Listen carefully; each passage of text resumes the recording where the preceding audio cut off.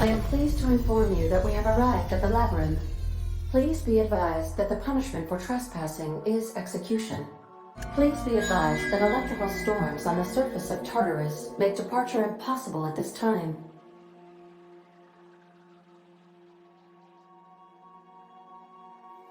Resident count is as follows: 3,071. Resident deaths, including but not limited to executions, are as follows: 1,684. Resident escapes are as follows: 0. The interior can be chilly. Take a scarf with you, Captain. I would also ask that you leave your captain's ID with me, in the event that you do not return.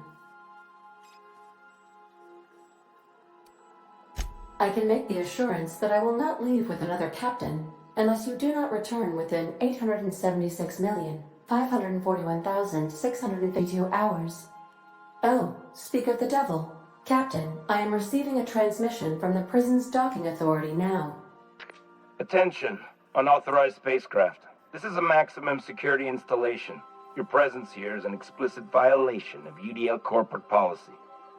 You are hereby confined to your docking platform until a ticket detailing your crimes has been filed and notarized, at which point your vessel will be seized and you will be executed.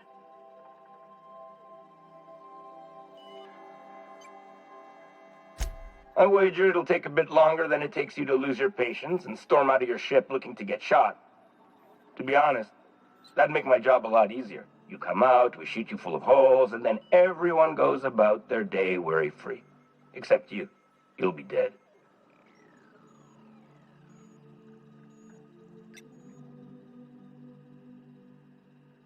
All right. I'm feeling generous. I'm transmitting the idea of a productive, law-abiding employee so you can see what one looks like before you die. Anyway, Tartarus Docking Authority signing up. Hang on. Another ship just pulled into your dock. Wait, is that from the Groundbreaker? What the? Pay no mind to that. Just have a pleasant day. Transmission terminated. Biometric ID received. Transferring data to external cartridge. How can I be of assistance? Goodbye.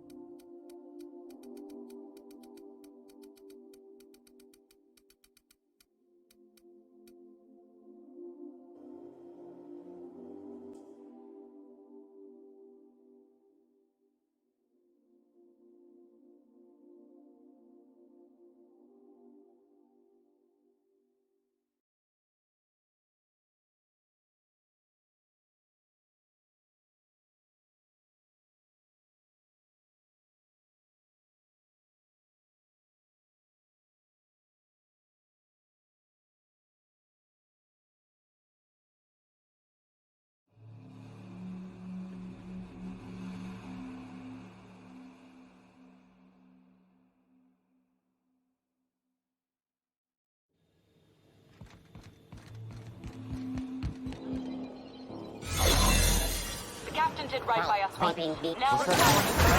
The board will never own Groundbreaker. Not while I'm... Push on, Arnett! We got casualties!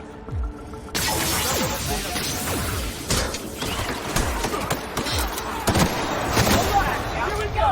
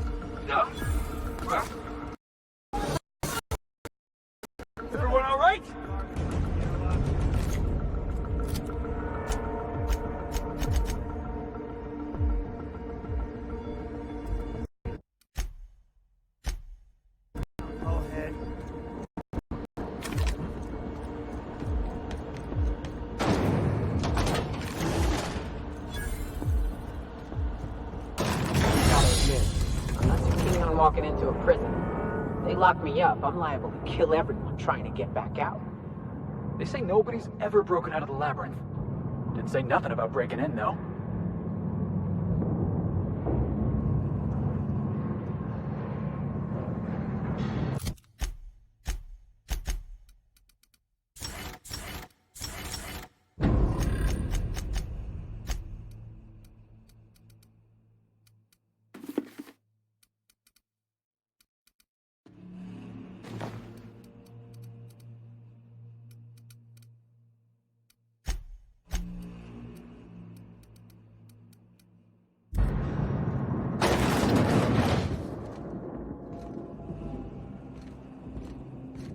Lead the way, boss. I got your back.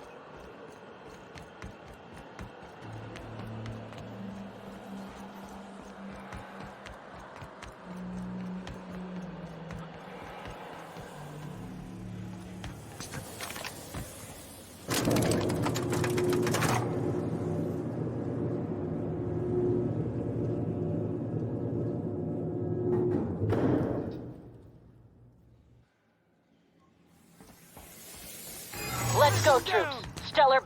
Are you new here? I didn't think we were hiring more staff.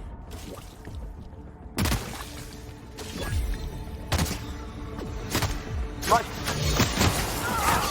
Steady. All right.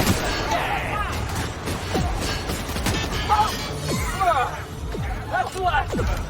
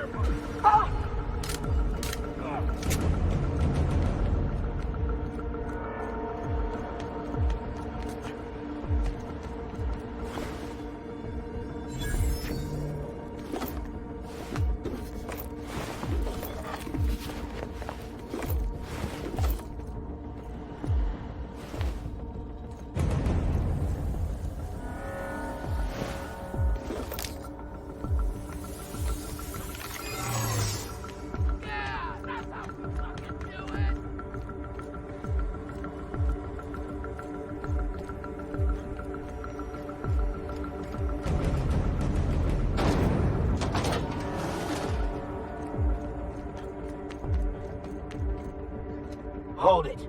Something about you doesn't look right. No, I meant your uniform. There's something about it. Ah, damn. Lucky you.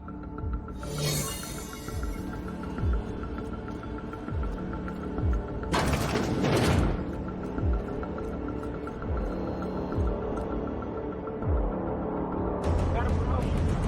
I can feel it.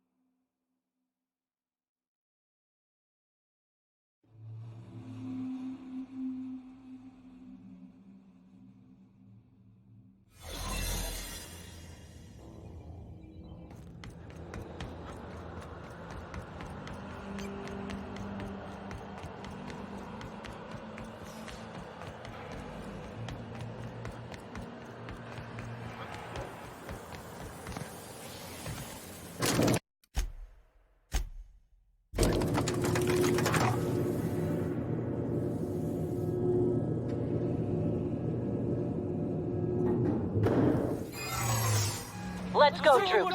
Stellar Base counting on us.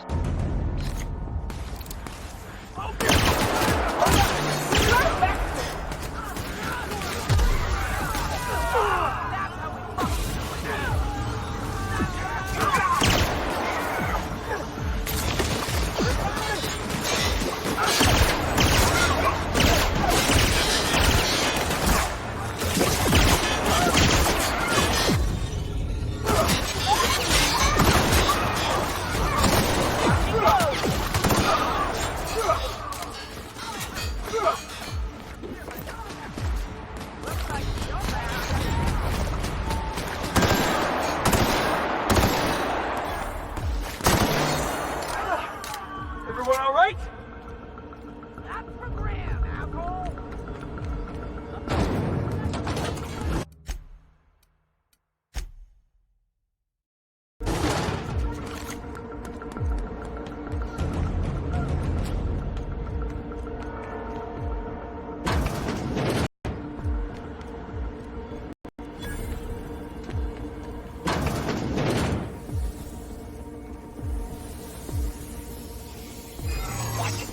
Are you new here?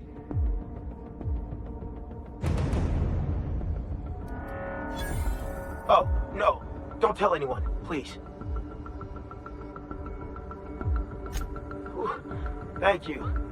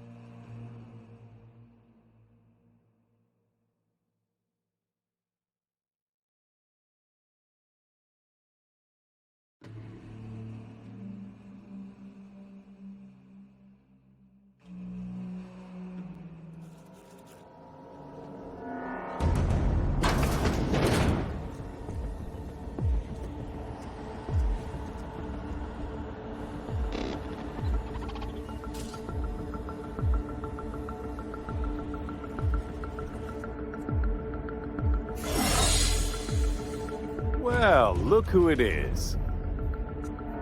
I'll be damned. I was prepping the studio for our announcement, and here you are as a bonus. And I see you've brought the kid along. Babysitters may be expensive, but they're worth it, you know. Yeah, keep talking, pal. I'll just keep thinking of a place to bury your body. Knew I smelled Monarch when you lot walked in. The stench of sulfur, depression, and desperate bravado is unmistakable. Keep talking, and you'll be smelling iron. Ain't nobody so important I won't put a bullet in. When you go off and get yourself shot, try to avoid taking one to the face. I'll want it recognizable to show to my citizens. My word! You've correctly identified the most recognizable man in the colony. Remarkable. It's a wonder what Phineas saw in you. Then again, he's an insane person. Thankfully, he's our insane person now. A proper company man.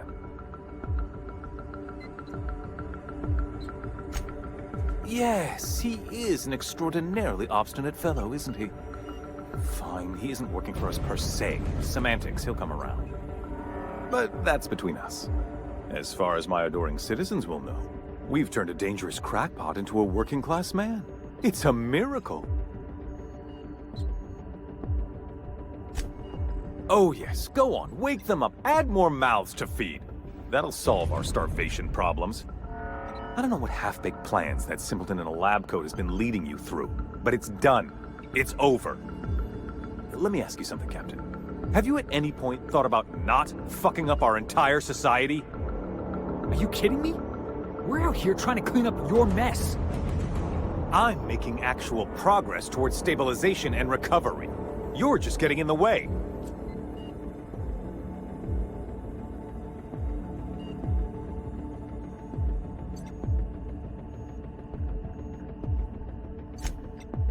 Oh, right. This coming from the psychopathic outlaw. Yes, I'll try to be more open-minded about your path of wanton descent. We don't need your help.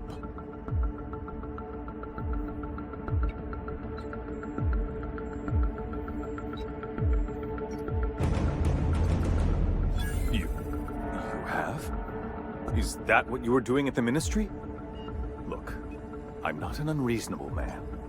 If you manage to storm the castle, as it were, and make it out of here with Phineas alive, I can't exactly afford more havoc than you've already caused. Fine. If you survive, you'll need someone to sell the rest of the board on your plan. Are you out of your mind? Rockwell's the biggest monster in Halcyon. You got any idea how many lives he's destroyed? How many people he's hurt? I've had enough. You even think about cooperating with this animal? And you and I are finished. You're damn right it is. If you're gonna place more faith on this brat than the chairman of the fucking colony, then there's no hope for you. Go get yourself killed.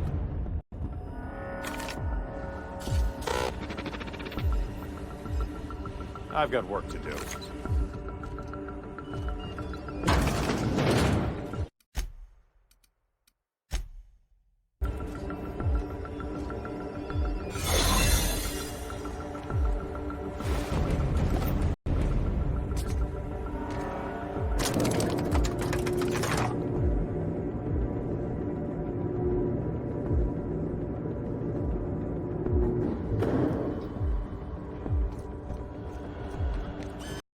All right, MSI.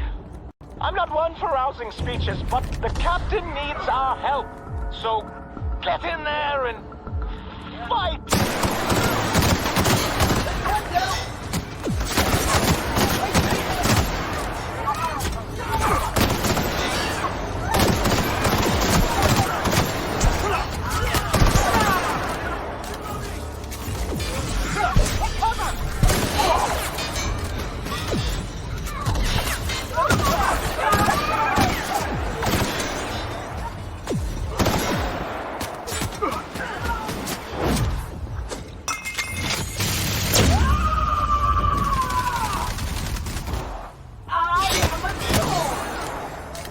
Hey. Waste of company ammo.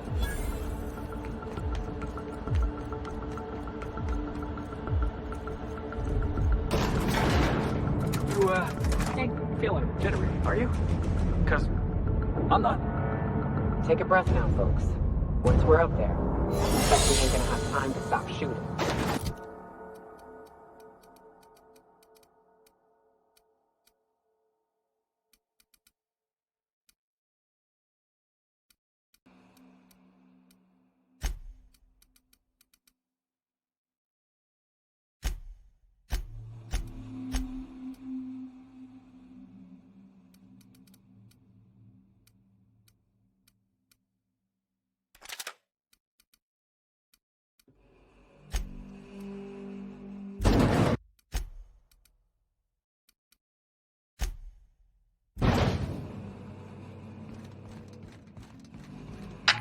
Captain, you have an uncanny talent for complicating my life.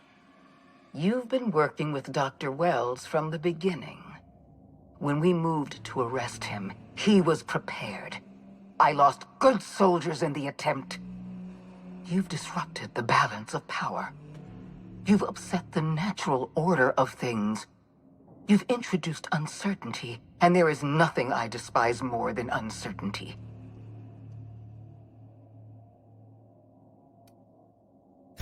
Do you imagine you're leading some grand revolutionary army? The iconoclasts and MSI have put aside their differences and attacked the prison together. I never imagined such a thing would be possible. But here we are. You're nothing but a rabble-rouser. I'm going to put an end to your little rebellion. And then I'm going to have you and your associates arrested.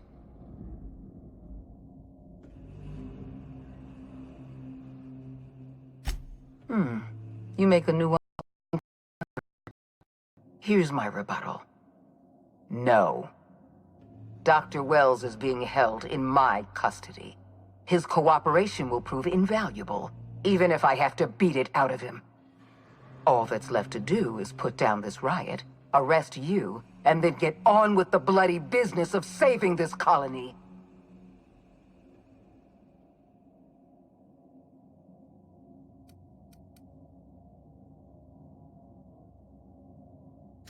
I'm aware of your propensity for violence. Halcyon is a bloodier place because of you. You were one of my finest agents once. I don't want to destroy you. Turn yourself in, and I may yet show clemency.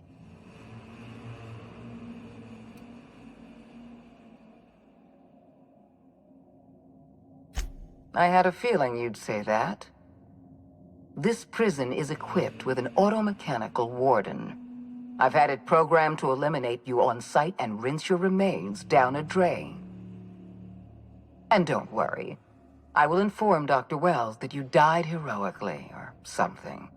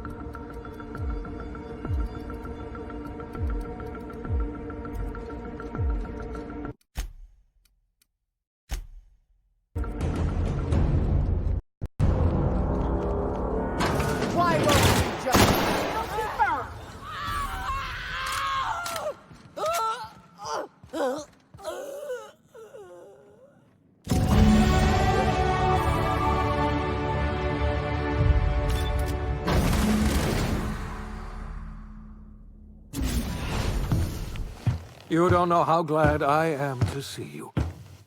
You did the right thing. Akande was a monster. Her death was much deserved, and long overdue. And you lunatic, you broke into the board's own fortress just to rescue one doddering old man. You are absolutely out of your mind, and I can't begin to thank you enough.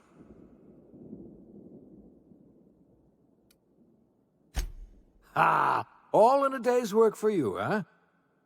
You've broken the board's stranglehold on this colony, and you saved my life. But there's still so much we have yet to accomplish. You and I are going to have to work harder than ever to save Halcyon. I'm afraid the situation is far worse than any of us ever anticipated.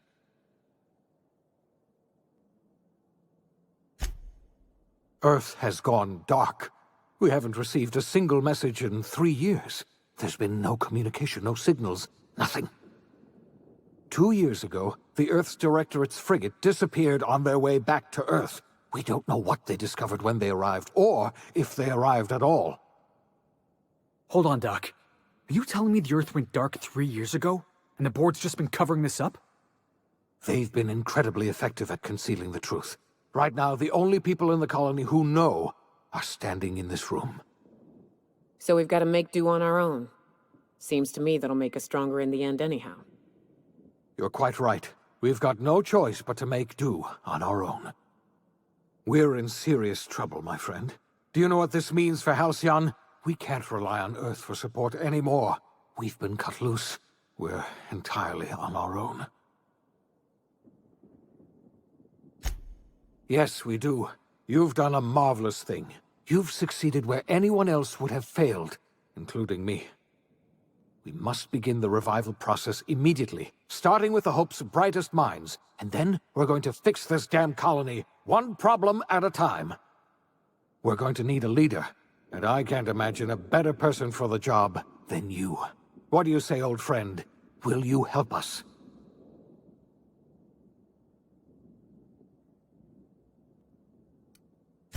When I revived you, I thought you were going to help me save this colony. I was wrong. I had our roles reversed, you see. You're the one who's going to save us all. I'm just the one who set you on your path. You're the best thing to ever happen to Halcyon. If you want to take it upon yourself to lead this colony, you have my support. We're not a colony any longer, are we?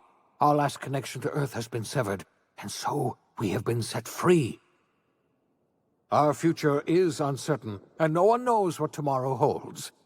Exciting, isn't it?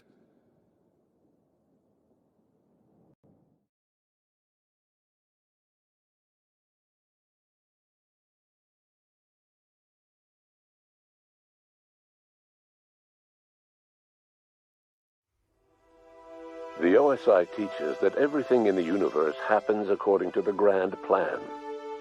But the stranger that arrived in Halcyon was an unplanned variable.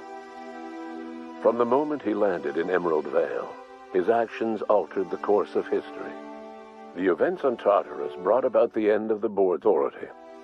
But the board's mistakes would haunt the colony for decades to come. The damage they left behind would require the work of a generation to repair. Dr. Phineas Wells began reviving a handful of the Hope's colonists. Engineers, scientists, technicians, and intellectuals. They were among the brightest minds the Earth had ever sent out into the stars. The Hope scientists and engineers woke up in a colony descending headlong into total collapse.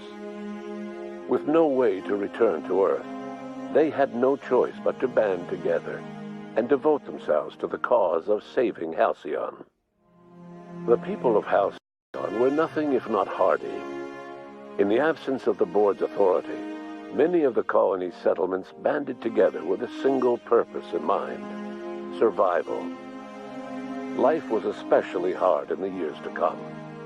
Some towns dissolved by attrition and starvation, but most of them found a way to carry on. In the years to come, Halcyon was forced to reckon with its newfound freedom. The board was gone, and for better or worse, the colony was responsible for its own destiny. Between MSI's worker-centric policies and the iconoclast's manpower, Sanjar and Zora were able to rally many of the Terra 2 townships to their cause.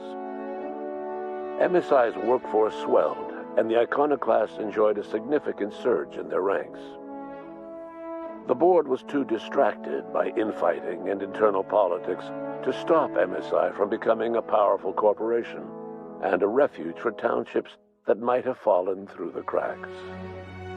Adelaide McDevitt replaced Reed Thompson as the leader of Edgewater. She and her followers transformed Edgewater in their image. Anyone loyal to Reed was pressured into leaving town, and those who stayed behind adapted to her way of life. Adelaide transformed the old cannery into a new garden. The nearby Edgewater Cemetery provided a convenient source of fertilizer.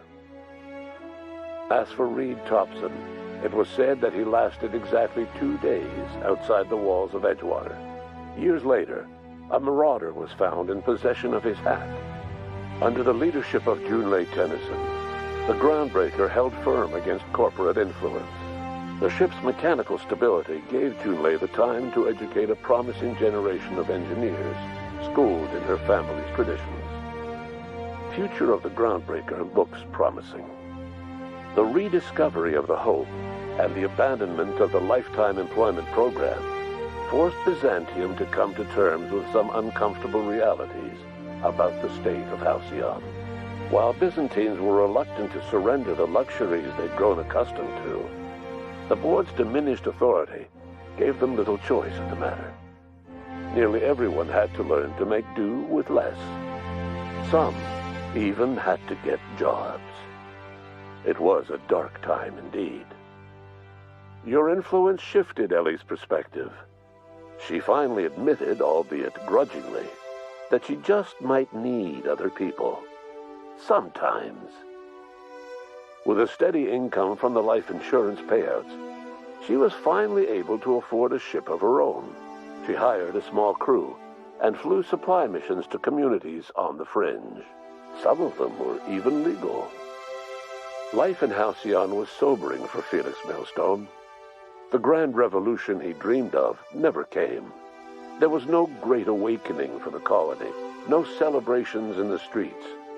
There was only the hard, desperate work of trying to repair a broken colony.